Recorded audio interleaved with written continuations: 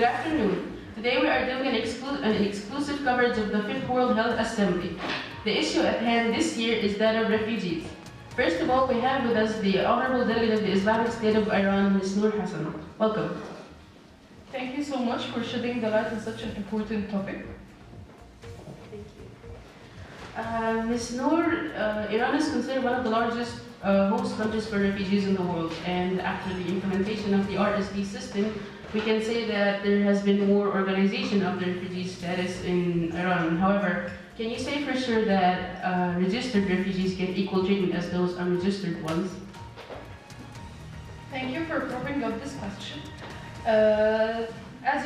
What you have mentioned is quite true. There are 2.6 million Afghan refugees all over the world, and Iran and Pakistan hold 95% of them alone. So yes, it's a huge number, and we do try our best to give them equal treatment, not only Afghans, but also Iraqi refugees. And we do try our best to even make them feel home, to have the same treatment as the citizens. So yes, we do give them equal treatment.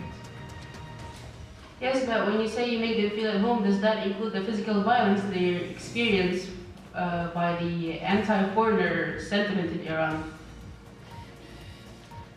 I believe that last week the European Union have raised the motion that we are up to talking with them down with the human rights issue.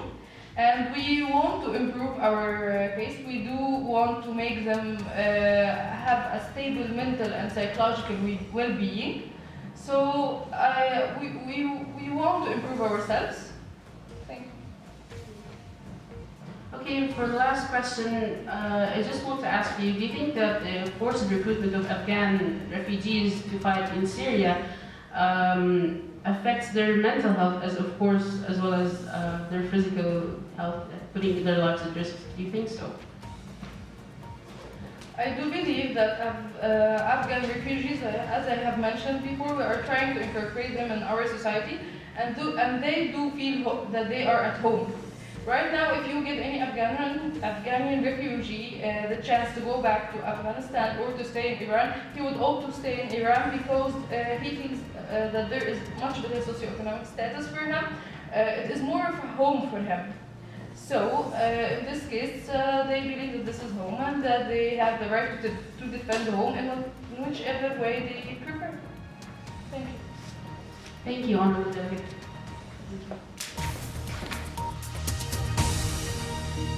We're back, and we have with us now the Honorable Delegate of the Syrian Arab Republic, Ms.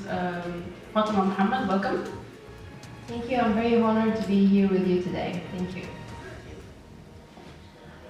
Ms. Fatima, the crisis in Syria is named the largest refugee displacement since World War II, and with 6.5 million people displaced within Syria itself, the health status of refugees has been deteriorating, and ever since the siege implemented on them, there hasn't been any aid reaching them. Why not? Actually, I would like to question this fact because we have very strict security system. Some of the aid do reach them, but other aid we're afraid to fall within the wrong hands of the tourist groups, and of course they're gonna threaten the public health and the existence of the Syrian Arab Republic, and we cannot allow that. Okay, but between starvation, diabetes, malnutrition, poor physical and mental health, as well as poor maternal and child health, how can Syria deal with the public health problems such as the polio issue, as infectious disease as serious as polio? How can Syria deal with them? Actually, as we mentioned during the conference, according to WHO, in January 23 of this current year, 2016, there was 0 cases reported of polio. Last case was 2 years ago, 2014, and we established a system to eradicate that polio, and the fact that we managed to eradicate such a dangerous infectious disease means that we actually have a good infrastructure to defend the public health of our people. Yes, but as I said before, there has been cases of malnutrition and the diabetes. People are not getting their insulin, and the diabetes rate has risen up to 1 per 10 people is diabetic, and they're not getting their insulin. So, as I mentioned, the general health status of people is not so well, which makes them more liable to getting infectious disease such as polio. So even if you do have the infrastructure to help them, their health is not helping protect them. Plus, how can you guarantee that such a thing as the outbreak occurred in 2013, even if it was eradicated, how can you guarantee it won't happen again?